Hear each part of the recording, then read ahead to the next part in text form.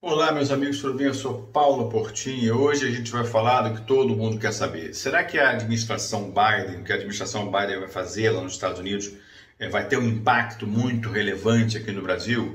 Eu não vou falar das questões ideológicas, né? Porque eu não acredito muito que um país, a diplomacia de um país se vingue da outra, né? É normalmente uma coisa mais objetiva e prática. As pessoas vão sempre no interesse comercial dos países, né? Outro dia o Macron falou que tinha que parar de consumir soja brasileira para parar de desmatar a Amazônia, né? Assim, é óbvio que ele sabe que não tem uma relação direta, até nem tem relação praticamente nenhuma disso com o que ele está falando da Amazônia com a soja, mas na hora que ele faz um protecionismo para a soja, ele defende interesses de produtores europeus, de produtores franceses. Então essa questão diplomática, ideológica, eu não vou tratar. Eu vou tratar das questões econômicas mesmo. O que a gente pode esperar de um governo Biden e qual é o efeito que isso pode ter no planeta e qual é o efeito que isso pode ter no Brasil, no dólar, na bolsa, tá certo? Me acompanhe.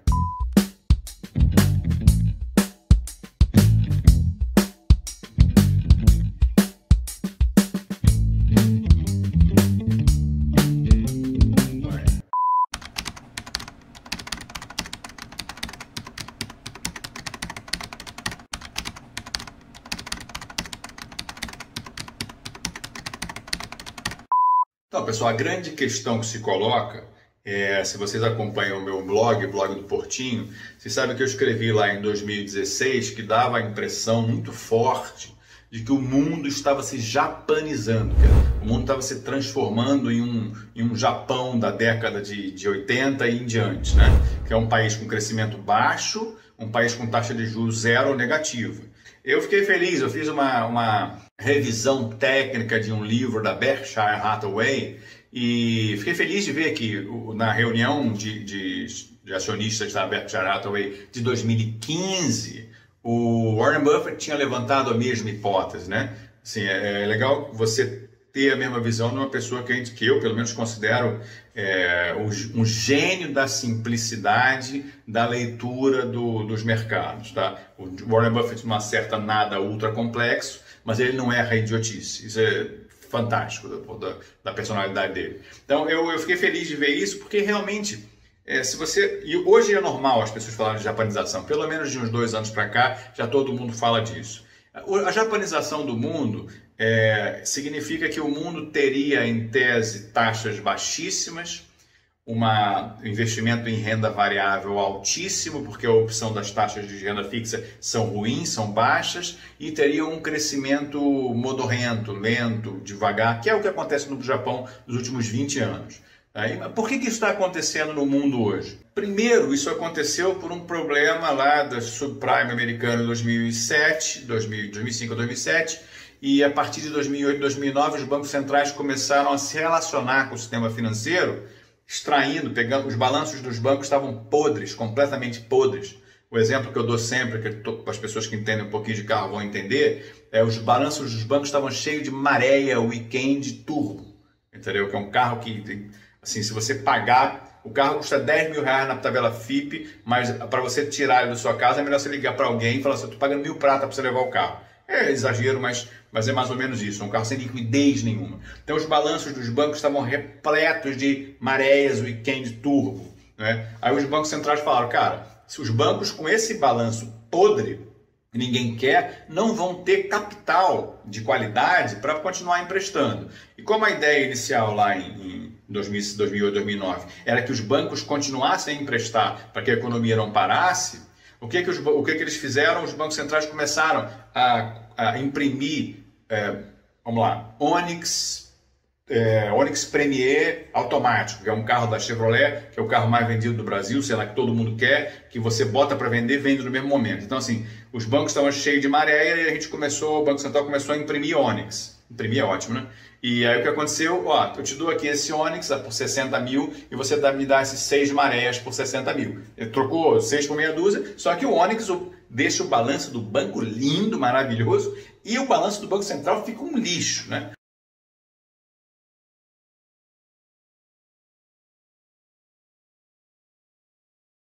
Isso aí não houve geração nenhuma de prejuízo, em tese, nesse momento, porque eu estou trocando valor justo por valor justo. Só que o valor justo daquele título podre não existe, porque se ele fosse colocado no mercado ia ser explodido. Então, isso aí fez uma coisa interessante, fez com que os bancos ficassem represados de dinheiro barato. Você tem todo mundo que quer aquele dinheiro, só que ele tem dinheiro demais e não tem demanda por aquele dinheiro. Quando não tem demanda por aquele dinheiro que os bancos centrais colocaram dentro dos bancos, o que aconteceu com as taxas de juros? Desabaram.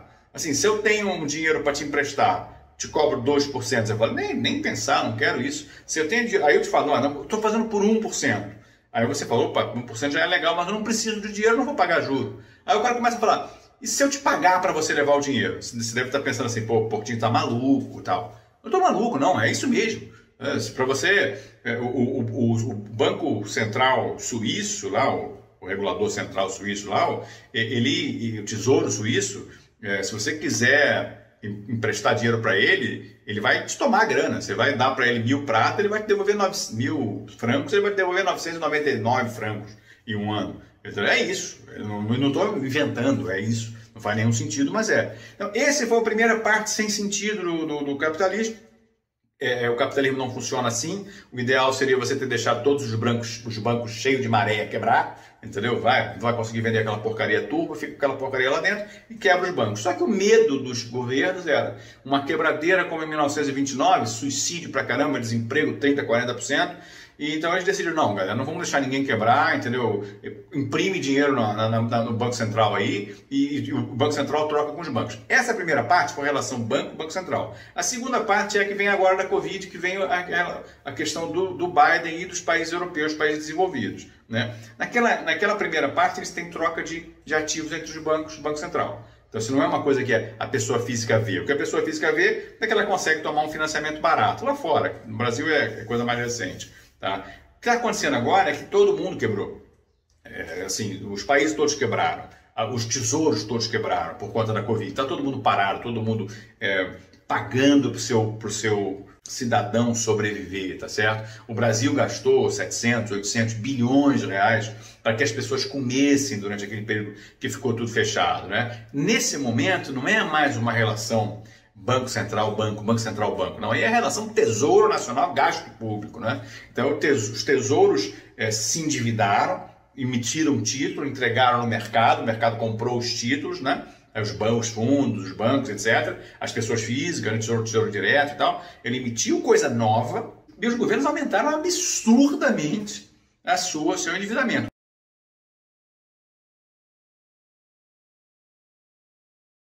O Brasil aumentou absurdamente o endividamento, que foi de 75% do PIB para 88%, uma coisa semelhante a isso, quase 90% do PIB, assim, em um ano, 8 meses, 9 meses, é uma catástrofe.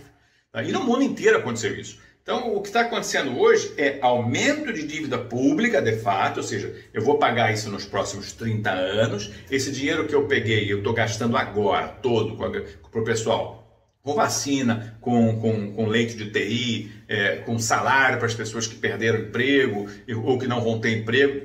É isso. E aí que vem a questão da japanização. Como o Japão tem há 25 anos juros praticamente zero, crescimento muito baixo, né? A sorte do Japão é que o Japão tem população decrescente, né? Então, assim, você acaba tendo um ganho per capita mesmo com crescimento econômico baixo, porque você tem menos cabeça, né? Per capita, menos cabeça. E o mundo inteiro está se encaminhando para mais ou menos isso. Dívida. Qual é a dívida do Japão? 200, 250, 300% do PIB? Eu não sei exatamente o valor.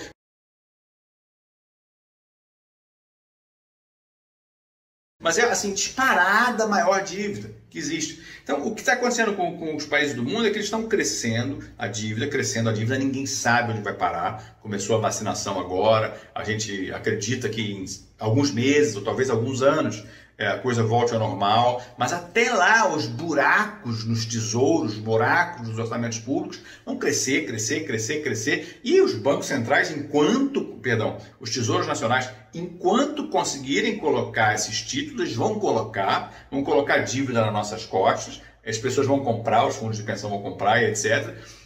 O cara vai pegar esse dinheiro que ele coletou de venda de título e vai gastar hoje, deve para 30 anos e gasta hoje. E a gente corre o risco de acontecer uma um Japan Trap, né? Uma armadilha japonesa. O que seria essa armadilha japonesa? A gente tem uma dívida tão alta que a gente nunca mais pode ter de juro alto. Juro alto, pessoal, é benção. Quando eu falo juro alto, não estou falando de 26% do Brasil, não. Estou falando de juro que cabe na vida das pessoas. Quem lê o meu blog com regularidade sabe que eu mostrei ali que o juro existe há 5.000 anos, queridos. 5.000 anos. Né? Por que ele existe? Porque o juro é o que equilibra o interesse de poupadores e devedores, ou tomadores, perdão, poupadores e tomadores. Tá? O cara poupa e o outro toma emprestado e a gente se acerta na taxa de juros porque você tem um objetivo de usar esse dinheiro no futuro, eu tenho o objetivo de usar agora. Quando você faz essa mediação dentro da vida das pessoas, uma vida de 40, 50, 60 anos, como era há centenas de anos atrás, milhares de anos atrás, o juro não pode ser zero, porque ninguém vai esperar 60 anos para se aposentar. O juro é 12%, 8%, porque cabe dentro da vida das pessoas. Então, para hoje, a nossa vida de 30, 35 anos de poupança para se aposentar, se você tiver menos do que 3, 4%, mais uma inflação pequena, você está ferrado. Você sabe disso em fundo de pensão. Fundo de pensão tem meta atuarial aqui no Brasil, que o juro é um pouquinho mais alto, que a inflação é um pouquinho mais alta, de 4,5, 5 mais inflação. Né? Então, quando você tem uma taxa de juros que não serve ao interesse da vida, ao interesse natural da vida das pessoas, ela vira uma aberração. E é o que acontece no Japão há muitos anos. O Japão ele tem uma dívida tão absurdamente alta que ele nunca vai poder, o governo japonês, né? Nunca vai poder pagar 3,5%, 4% no juro de 30 anos, num título de 30 anos. O americano ainda pode, tá certo? O americano ainda tem essa capacidade. O europeu já está com juro negativo para 10, 20 anos, dependendo do país, né? Isso é uma coisa engraçada, todo mundo emite o euro, mas cada país, todo mundo tem o mesmo Banco Central ali, mas cada país tem a sua taxa de juros diferente. Faz sentido, né? Porque realmente não dá para comparar a Alemanha com Grécia, a gente já viu quando a Grécia quase quebrou na época. Então, o que pode acontecer no mundo, e fiquem atentos, é esse balde chutado da austeridade, etc. Chutou o balde da austeridade, não existe mais, dependendo do prazo da Covid, isso pode trazer dívidas que antes eram de 100%, 110% do PIB para 150%, 170%, 180% do PIB, com juros zero.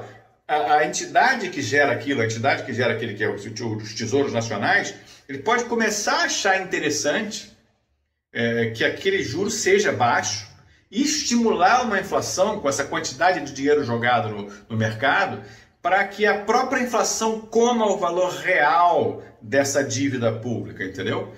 Quando você tem inflação, você aumenta a receita dos governos, né? E se você paga zero de juro, você corrói o valor do principal da sua dívida.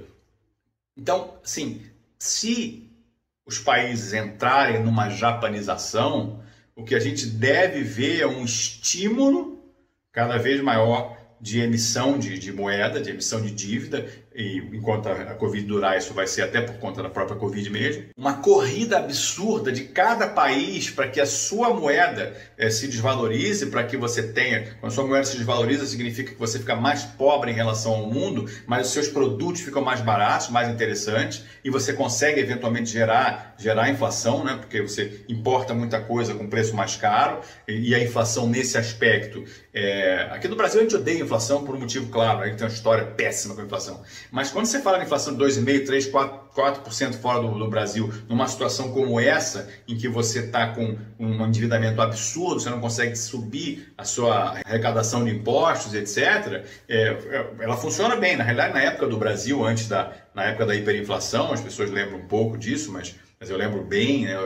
Cheguei a fazer faculdade na época da inflação, então eu fiz matemática financeira na época da inflação, eu lembro como é que eram as coisas. A inflação era uma maravilha para a gestão de dinheiro público, uma maravilha. A inflação resolvia qualquer problema de incompetência de gestor público na parte financeira. Quando a inflação acabou, quebrou todo mundo, quebrou banco, quebrou um monte de coisa. Tanto é que o governo federal teve que juntar todos os esqueletos dos estaduais em um só, porque se deixasse por conta de cada um, ia ser uma quebradeira generalizada dos estados. E dos bancos também, teve o ProER no Brasil e etc. Então, a minha visão a respeito do que o Biden pode fazer vai depender. Se ele abraçar a ideia de que a gente tem que gastar sem limite, aí não é só a questão da Covid, ele pode aumentar o salário mínimo, acho que lá nos Estados Unidos, não sei se ele consegue aumentar o salário mínimo para todos, mas ele consegue aumentar o salário mínimo para os servidores do governo federal, etc. Ele pode ou mandar que todo mundo aumente o salário mínimo, não sei. Mas se ele aumentar os gastos demais, começar a fazer, por exemplo, lá nos Estados Unidos não tem um SUS, né? O SUS é super caro. Eles podem querer fazer um SUS, uma coisa nesse sentido. Esses gastos estratosféricos que estão se pensando aí agora, 2 trilhões de dólares para você poder bancar 2 mil dólares por pessoa na Covid, etc. Se ele entender que isso aí não tem limite, ele achar que não tem problema aí para 130, 140, 150% do PIB americano, forçando essa lógica de dinheiro demais no mercado, a gente vai ter uma inflação, vai ter um aquecimento e depois eu recupero isso. Se ele fizer isso, o Brasil pode se beneficiar de uma coisa. Isso, presta atenção no que eu vou falar, pessoal. Não dá para a gente saber se o dólar vai subir. O dólar, por exemplo, hoje está, sei lá, 5,40, 5,50. E estruturalmente, tem muitos amigos que trabalham em asset, etc. Eu acompanho eles no Twitter. Os caras não entendem por que o dólar está 5,50. Estruturalmente não faz sentido. Porque a gente tem uma tendência de que tenha cada vez mais dólar no mercado. Então, abundante e caro. É complicado, né? Mas o que o Brasil pode se beneficiar de tudo isso, dessa enorme japanização do mundo, presta atenção, essa é a questão essencial. O Brasil pode se beneficiar se nunca mais nós sofrermos pressão para subir juros para 7, 8, 9% ao ano. Se você tiver juro baixo, estrutural, tipo o Japão, não dá para subir porque está todo mundo endividado até o limite.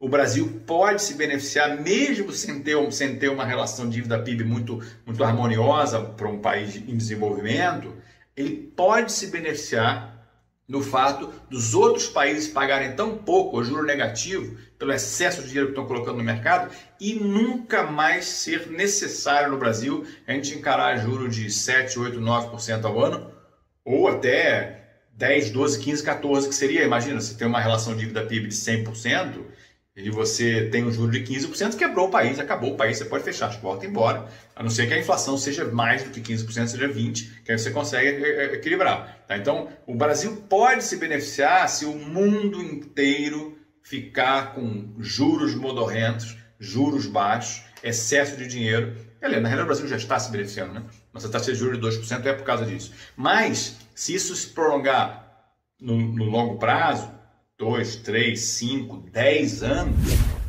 pode ser que a gente tenha uma capacidade de se financiar, do governo se financiar, mais tranquila, né? Por conta dessa falta de opção que existe no mundo desenvolvido.